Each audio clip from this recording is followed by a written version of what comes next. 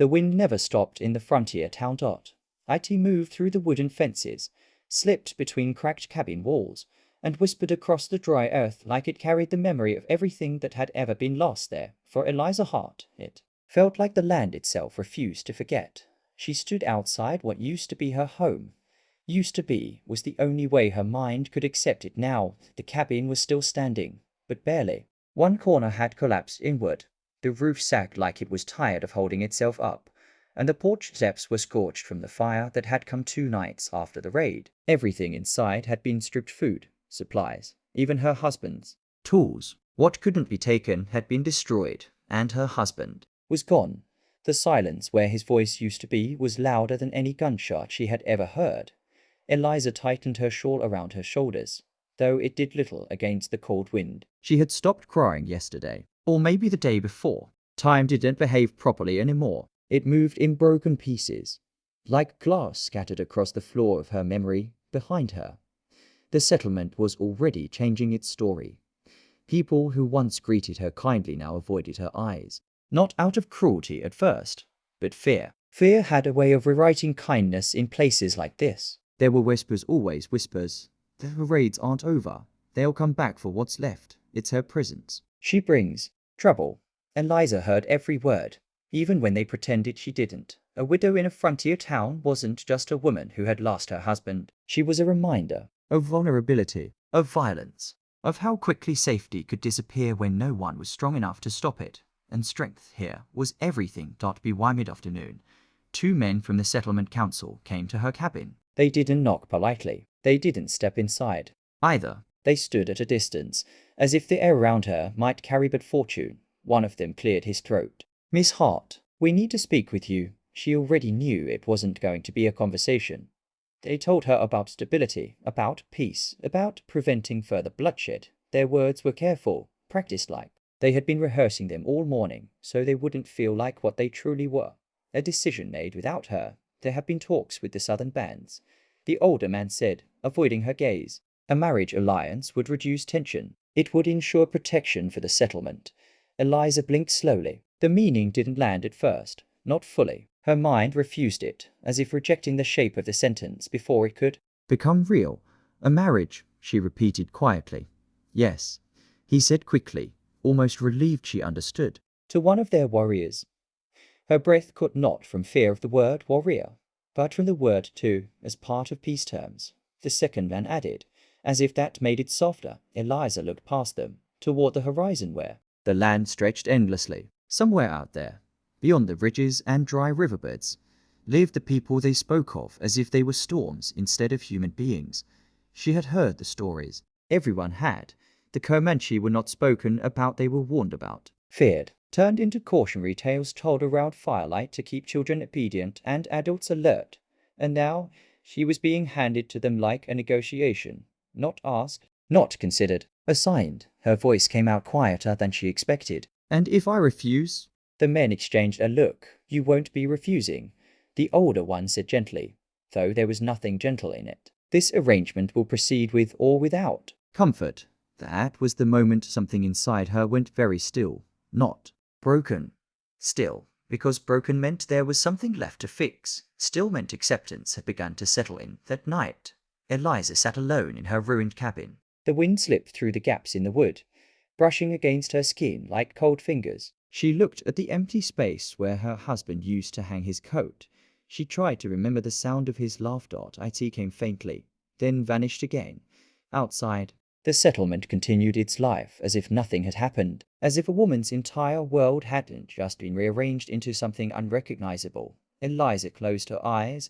She did not pray for rescue. She had stopped believing rescue was something that came when you needed it. Instead, she whispered something smaller. "Let me survive whatever comes next." And far beyond the settlement, beyond the reach of lantern light and fearful stories, the man they called a monster was already riding toward her life without knowing that she had already begun preparing to meet him, not as a wife, not as a choice, but as something far more dangerous than fear. A woman who had nothing left to lose. The morning after the council's visit, the settlement felt different to Eliza Hart. Not louder, not quieter. Heavier. It was in the way people moved through the dirt paths between cabins, avoiding eye contact, speaking in loud voices that stopped whenever she came near. Even the children, usually careless and curious, were pulled back by their parents as if she was something fragile that might shatter the air around her. Or worse, something that might bring danger with her. Eliza had learned something painful. In the last few days, fear doesn't always come with shouting or violence. Sometimes it arrives as silence, as distance, as people deciding you no longer belong where you stand. She walked to the well out of habit, though she wasn't thirsty. Her hands worked on autopilot, lowering the bucket, pulling it up, watching the water ripple as if it held answers it refused to give. That was when she heard them again. Not directly this time. Whispers carried through open windows, behind half-closed doors, between two women folding laundry near the fence line. It's already decided. They said it's the only way to keep peace. I heard he's worse than the others. The Comanche one. Eliza's fingers tightened around the rope. So it was real, not a rumor, not a misunderstanding, not something that could be reversed if she spoke loudly enough or pegged correctly enough. A decision had been made about her life, the way weather is predicted without permission, without input. Only announcement. By midday, she was summoned. Again. This time, it wasn't 2 men. It was the full council, 5 men seated inside the meeting hall. A rough wooden structure that smelled of tobacco, old paper, and unspoken pressure. The air inside felt trapped, as if even sound didn't want to stay long. Eliza stood at the entrance for a moment before stepping in. No one offered her a chair. That detail, small as it was, told her everything about her place in the room. The eldest council member cleared his throat. Miss Hart, we finalized the arrangement. She didn't respond. She already knew what came next. The southern bands have agreed to terms. He continued. There is a warrior among them, high standing, strong influence within his people. His presence has been concerning to us in the past. Eliza almost laughed at that. Concerning, she repeated softly, a carefully chosen word for someone they feared, but didn't understand. The man continued quickly, as if avoiding her reaction. A union would secure peace along the trade routes. It would reduce raids, protect families, stabilize the region. Every sentence was about everyone, except her. Eliza stepped forward slightly. And what does it do for me? Silence followed. Not confusion. Avoidance. Another council member finally spoke. It ensures your survival. The words landed like a weight dropped into deep water. Survival. Not safety. Not life. Just survival. Eliza looked around the room, studying each face. None of them met her eyes for long. They were men who made decisions in rooms like this, so they wouldn't have to see what those decisions looked like outside them. She understood then that this was already finished. They weren't discussing a possibility. They were informing her of a conclusion. We believe, the eldest said carefully, that this is the most humane resolution under the circumstances. Humane. Eliza held onto that word for a moment, turning it over in her mind like something foreign. Outside, a horse neighed. Life continued. The world did not pause for words like this. She exhaled slowly. And if I refuse? No one answered. Immediately, that hesitation was the answer. Finally, the man said, refusal would not change the agreement already made with his people. It would only remove cooperation from your side. There it was, not a choice, a direction. Eliza felt something inside her shift, not into panic, not into rage, but into a quiet clarity. She didn't want, but couldn't stop. She had been widowed by violence. Now she was being reassigned by politics. Her husband had died with the illusion that he could protect her. These men were alive, and still she was unprotected. I see, she said at last. Her voice surprised them. It was steadier than they expected. The council member nodded, visibly relieved. It will happen within days. The warrior will arrive under escort. You will be prepared accordingly. Prepared. As if a person could be prepared to become part of someone else's negotiation. Eliza turned slightly toward the door before she left. She asked one final question. What is his name? A pause. Then one of the younger council members answered reluctantly. Dante Greywolf. The name hung in the air longer than anything else said in that room. Not a monster's name. Not a hero's name either. Just a name belonging to a man she had never met who was already shaping the next chapter of her life.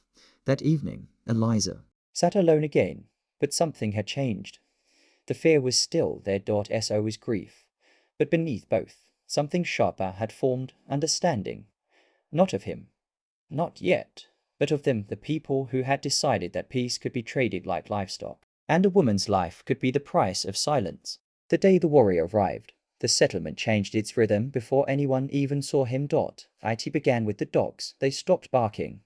Not slowly, not hesitantly, but all at once, as if some unseen pressure had pushed their instincts into silence. Then came the horses, restless at first, then uneasy, shifting in their pens, snorting toward the northern road as though they could sense something approaching that did not belong to this place. People noticed. They always noticed fear before. They understood it. Eliza Hart stood near the edge of the settlement, just beyond the main path, though she hadn't planned to be there. She told herself she only wanted air, space, distance from the whispers that had grown sharper over the past days. But the truth was simpler. She wanted to see him before he became a shadow in someone else's story. Dust appeared first on the horizon, a thin line at first, barely visible against the pale earth. Then it thickened, rising like smoke from the ground itself. The wind shifted toward the settlement, harrying it closer, faster, until the shape of riders began to form within it. There were several men, but only one drew attention without effort. He rode slightly ahead of the others, not as if he demanded it, but as if it simply happened that way. Eliza narrowed her eyes. This distance, she could not see his face clearly, only his outline, tall, steady in the saddle, and moving even as the horse beneath him adjusted to the uneven ground. There was no wasted motion in him, no hesitation. Everything about him suggested control, not aggression, but something far more. Unsettling. Certainty. As the riders approached, the settlement began to gather at a distance. Not openly welcoming, not openly hostile either. Something in between, tense curiosity wrapped in caution. Eliza did not move. She forced herself to stay still as the riders entered the outer edge of the settlement. Now she could see him more clearly, the man they called Dante. He was not what she expected. That thought alone disturbed her more than anything else. She had expected something loud, something brutal, a presence that would announce itself with violence even in silence. That was what fear had painted in her mind over the past days, something barely human, sharpened by rumor. Instead, what she saw was a man who looked composed. His hair was tied back, dark against the dust-covered light. His face bore the marks of a hard life, sun, wind, and time, but nothing that spoke of chaos. His eyes were the most unsettling part. They did not scan the crowd the way a predator might. They observed, carefully, measured, as if nothing around him was unimportant enough to ignore. When his gaze passed over Eliza, it did not linger in ownership or recognition. It paused, just briefly, then moved on. That single moment unsettled her more than any stare of hunger or hostility might have, because it felt like she had been seen but not claimed. The riders slowed as they reached the center of the settlement. Conversations around Eliza dropped into silence. Doors creaked shut. People pretended to be busy. The council members stepped forward quickly, too quickly, as if trying to complete a ritual before tension could settle too deeply. Eliza Hart. One of them called, voice too formal, too rehearsed. As agreed. She flinched slightly at the way her name was spoken in that sentence. Not as a person, as an exchange point. Dante dismounted. The motion was smooth, controlled. He handed the reins to one of his men without looking away from the settlement. For long, then he stepped forward. For the first time, he looked directly at her. Eliza felt something tighten in her chest, not fear exactly, but anticipation laced with uncertainty. His presence did not press against her like she expected. It didn't push. It didn't demand. It simply existed, and somehow that was worse, because she couldn't predict it. The council member spoke again quickly. This arrangement has been made to ensure. Dante raised a hand, not sharply, not aggressively, just enough. The council member stopped mid-sentence. Silence fell again. Heavy this time, Dante spoke for the first time. His voice was calm, not soft, not harsh, controlled. I understand the agreement, he said. That was all. In no protest, no ceremony, no gratitude, no threat, just acknowledgement. Then his gaze returned to Eliza, up close now. She saw detail she hadn't noticed from afar. The stillness in him wasn't emptiness, it was discipline, like someone who had learned long ago that reacting too quickly cost more than patience ever would. Eliza held her ground, though every instinct told her to step back. You were not asked, he said quietly. It wasn't a question. Eliza's breath caught slightly. The council member shifted uncomfortably. Dante continued, still looking at her. Neither was I. That landed differently, not as sympathy, not as comfort, as truth. For the first time since the decision had been made, Eliza realized something unexpected. She was not the only one being placed into a situation she did not choose. Dante Greywolf had not come here as a conqueror. He had come as a participant in an arrangement shaped by fear on both sides. The wind passed between them, carrying dust and silence. Eliza studied him carefully now, searching for the monster she had been warned about. But all she found was a man standing inside a story he did not fully control, and for reasons she did not yet understand. That was far more dangerous. The settlement did not celebrate the union. It did not mourn it either. It simply watched it happen. The way people watch weather they cannot stop, uncomfortable, cautious, and quietly hoping it passes without damage. Inside the council hall, the air felt tighter than outside, not because the room had changed, but because the meaning of what was happening had finally settled into place.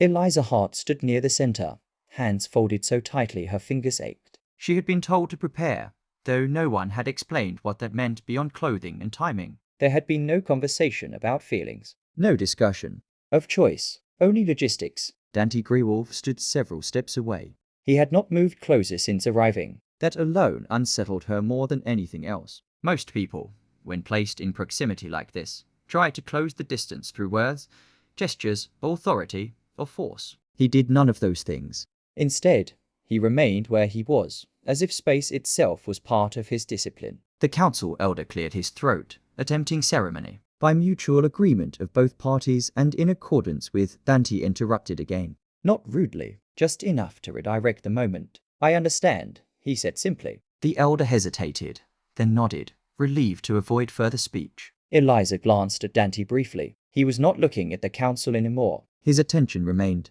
steady, but not aggressive. It was as if he had already accepted everything that was about to happen and saw no need to pretend otherwise. That realization made her stomach tighten, because acceptance, she was learning, could come into forms, resignation, or control. She could not yet tell which one he carried. The ceremony, if it could be called that, ended quickly. There were no vows in the way she imagined them as a child, no promises of devotion or partnership, only acknowledgement that she would now leave with him, a transfer of responsibility disguised as unity. When it was over, the council members stepped back immediately, as though distance might absolve them from what they had arranged. Eliza stood still, waiting. For what?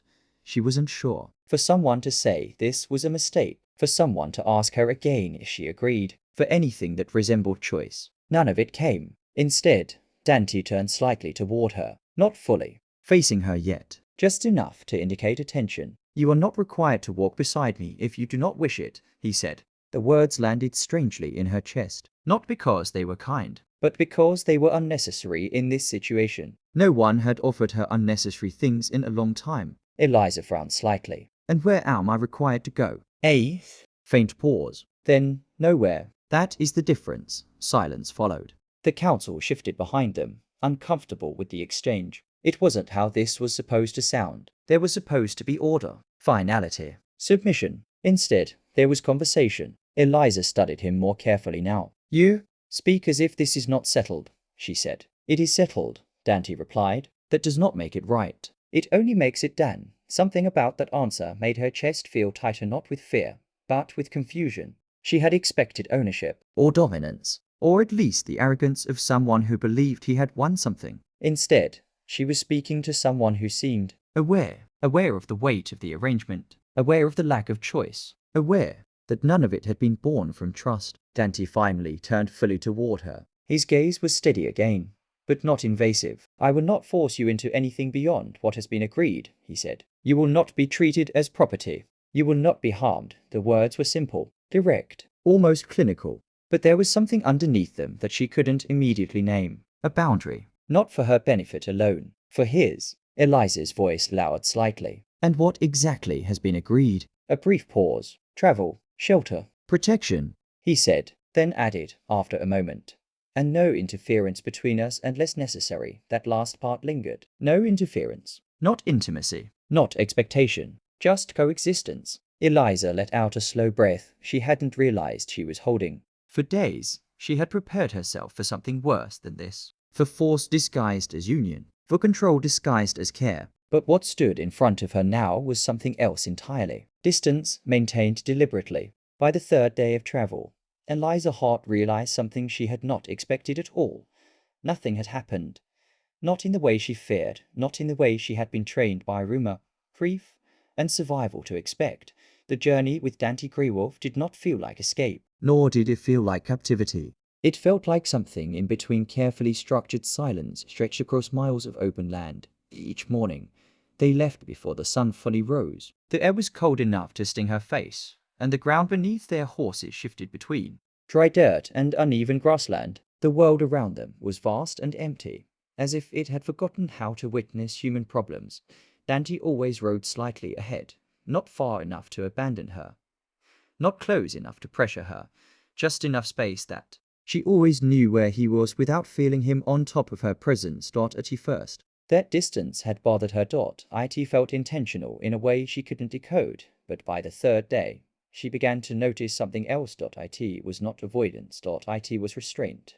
A kind of discipline that seemed to extend into everything he did. How he handled his horse, how he scanned the horizon, even how he spoke only when necessary. There was no wasted movement in him, no emotional overflow, no attempts to fill silence with control. Silence itself was part of his language, and Eliza, who had expected demands, began to notice the absence of them. On the second night, they had stopped near a small river bend. Dante built a fire without speaking. The flames caught quickly, reflecting in the water like scattered gold. Eliza sat a few feet away, wrapped in her shawl, watching him out of the corner of her eye. He did not tell her where to sit.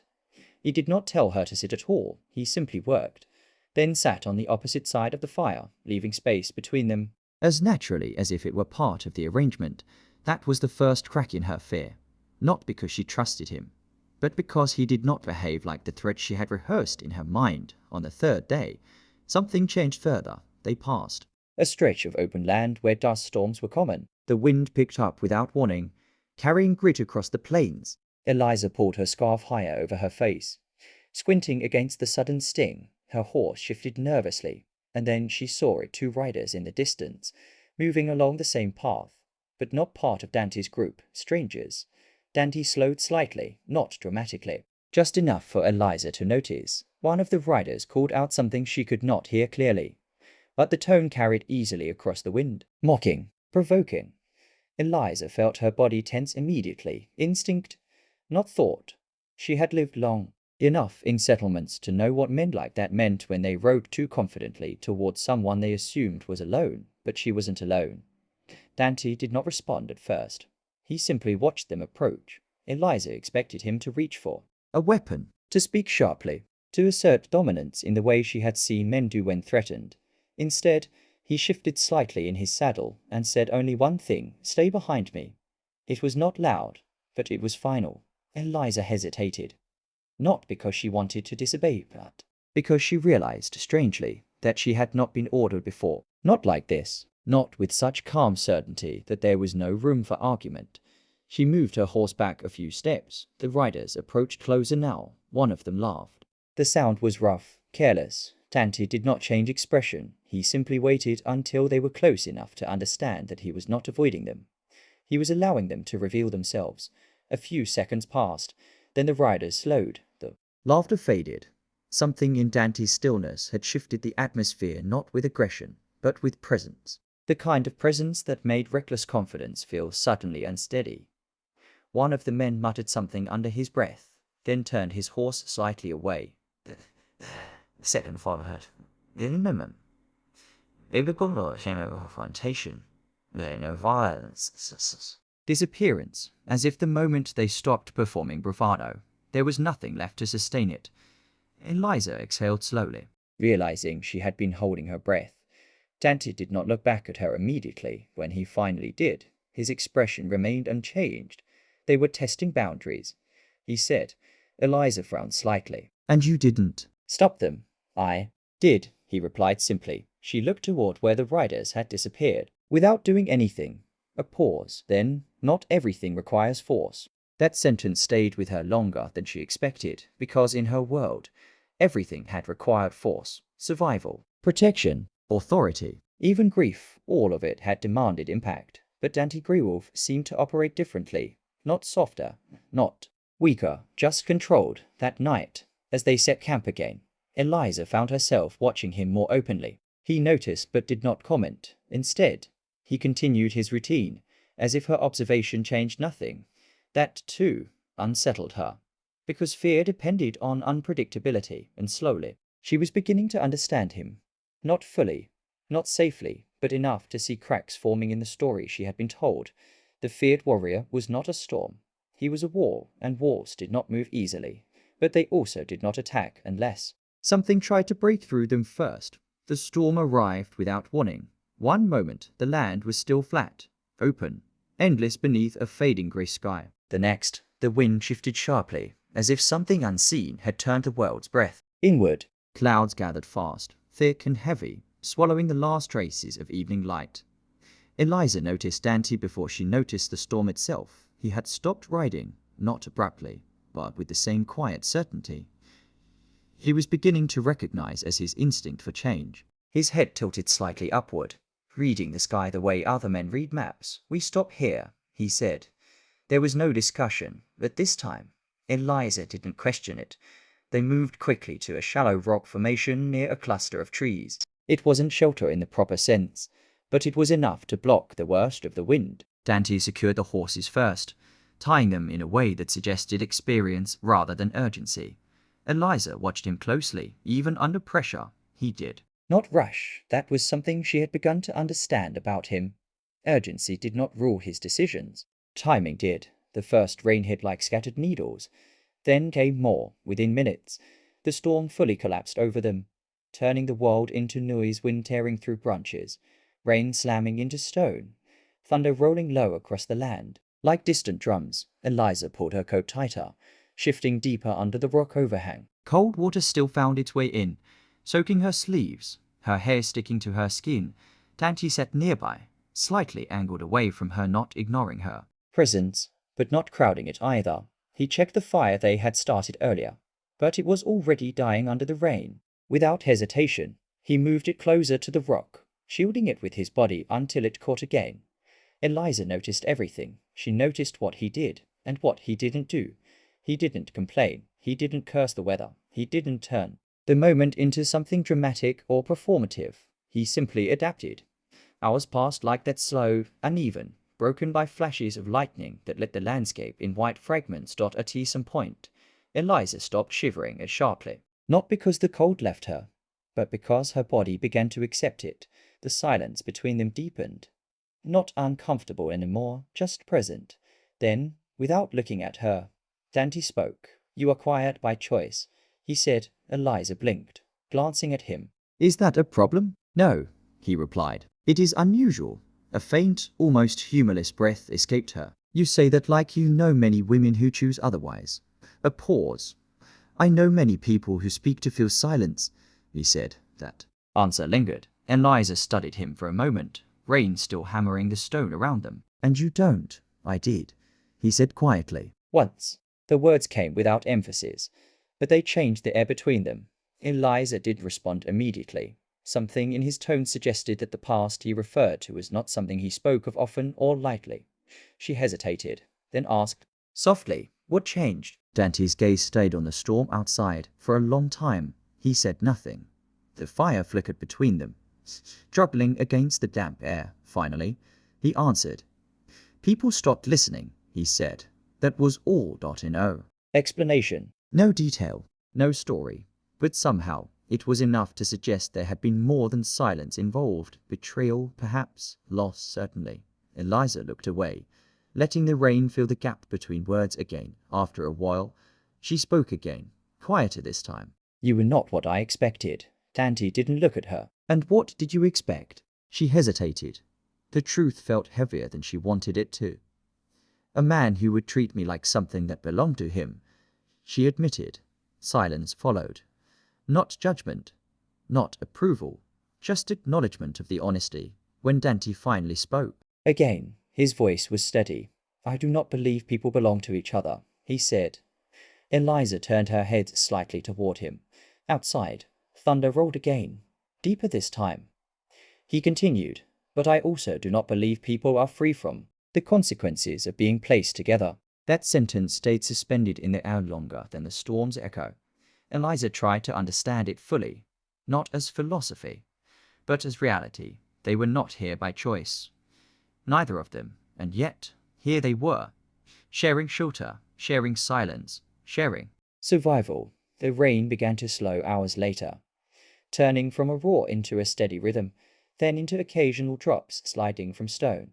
Eliza realized she had not moved away from him once, not because she was forced, but because the space between them had never demanded escape. The settlement appeared on the horizon like a memory Eliza's heart was not sure she wanted to return to. It wasn't large, just a cluster of wooden structures, smoke rising from chimneys, fences marking boundaries people believed made them safe. But to Eliza, it felt different, now smaller somehow, as if distance had stripped away its authority. Dante slowed his horse as they approached, not because he hesitated, but because he was watching. Eliza noticed the shift in him immediately. The quiet alertness returned, the stillness that meant he was reading the world again, not with fear, but with calculation. "You don't trust it," she said. Dante didn't look at her. "Trust is not the question. What is?" "Intent." That word followed them as they entered the outer edge of the settlement. People noticed immediately. They always did. A ripple of movement passed through the town, doors opening slightly, then closing, curtains shifting, conversation stopping.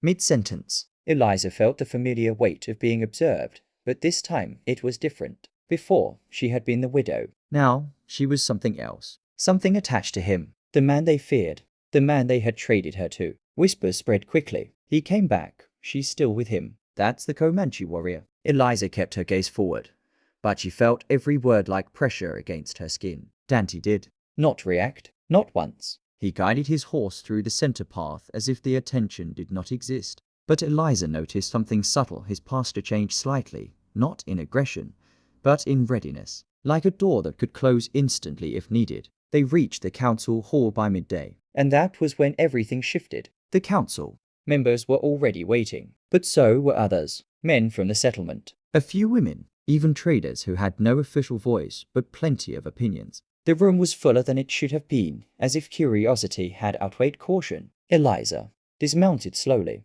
Dante did the same, but stayed half a step behind her this time, not leading, not pushing, just present. The eldest council member stepped forward immediately. His voice was sharp with something that looked like authority, but carried tension underneath. "This is unexpected," he said. Dante answered calmly. "We returned as agreed." Eliza glanced at him briefly. He was not defensive, not apologetic, just factual. The council member's eyes moved to Eliza. "Miss Hart, there are concerns about your arrangement." A murmur spread through the room. Eliza felt her chest tighten slightly. Concerns, as if her life had become a topic again. The council member continued. "You were meant to be integrated into the agreement for stability.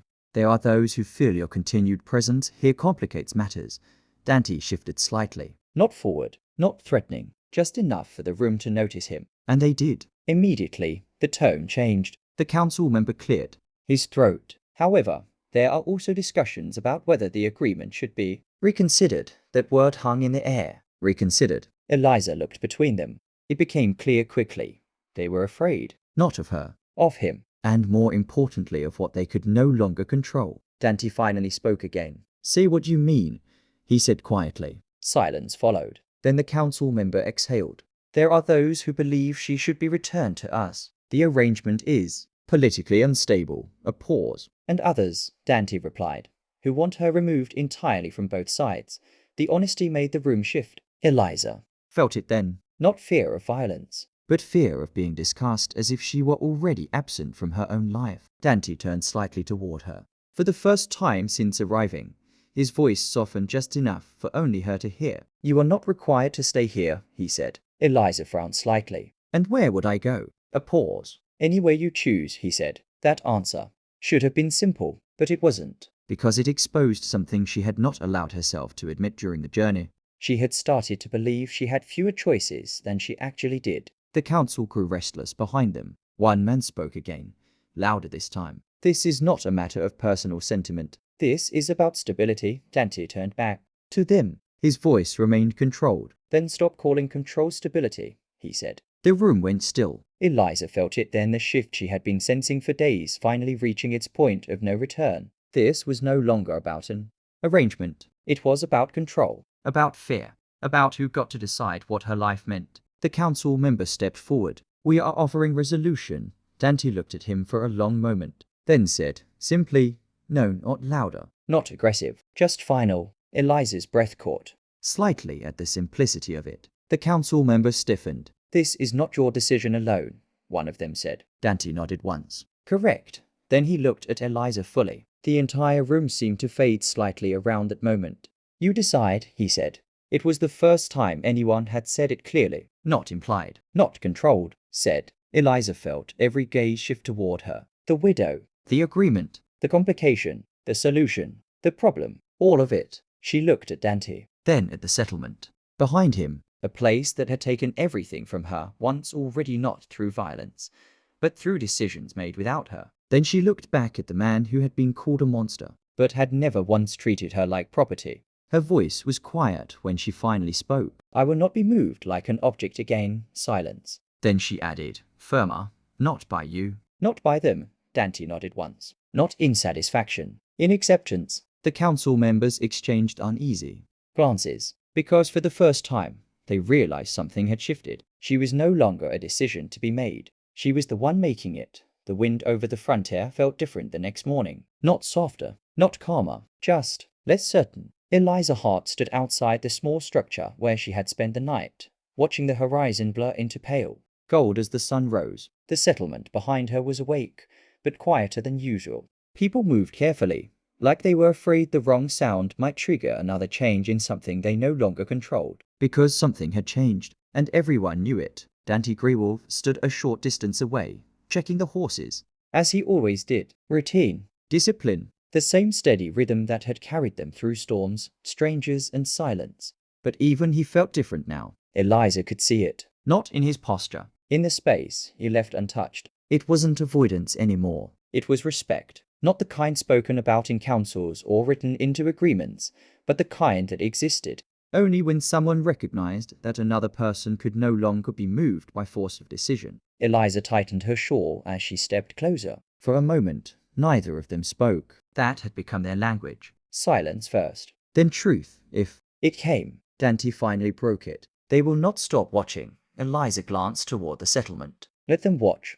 A faint pause. "You are not staying," he said, not as a question. Eliza hesitated. For days, she had expected this moment to feel like escape, like release, like finally being pulled out of something that had been done to her. But what she felt now was not escape. It was directionless freedom. And freedom, she was learning, was heavier than she imagined. "I am not leaving because they told me to," she said quietly. Dante nodded once. He understood that distinction immediately. A long silence followed. The horses shifted slightly, breaking the stillness with soft movement. Somewhere behind them, a door creaked open in the settlement, then closed again quickly, as if even curiosity needed permission now. Eliza looked at Dante. Really looked. Not at the reputation, not at the silence, not at the controlled stillness that had once frightened her because she could not read it, but at the man beneath it. "You were never what they said you were," she said. Dante didn't respond immediately. When he did, his voice was low. "And neither were you." That landed between them more heavily than anything else ever had. Because it was true in a way neither of them had been allowed to be before this journey. Eliza exhaled slowly. "What happens now?" Dante looked toward the horizon. "I return," he said. "To where?" "To my people." A pause. "And you?" she asked. For the first time since she had met him, Dante did not answer immediately. Not because he didn't know, but because the answer didn't fit neatly into anything that had been decided for him. "You are not bound by what was arranged," he said finally. "That was always the truth." Eliza nodded slightly. "And yet we still walked it." "Yes." Silence settled again. But it was no longer heavy. It was open. Eliza stepped closer to the horses. She ran her fingers lightly along one of the saddles, not as someone preparing to be taken, but as someone choosing whether to continue forward. Dante watched her without interruption. No pressure, no expectation, just presence. That was what had changed most of all. She turned back to him. "If I leave, there is no promise between us." "There never was," he said. A faint pause. Then, only understanding. Eliza considered that. Not love, Not ownership, not obligation. Understanding. Something quieter. Something more fragile. And somehow more real. She looked toward the settlement one last time. The place that had defined her loss, her silence, her forced decisions. And then she looked forward. To the open land. To the unknown. To herself. When she spoke again, her voice was steady. I will go where I choose, she said. Not where I am sent. Dante gave a small nod. That is enough. It wasn't approval.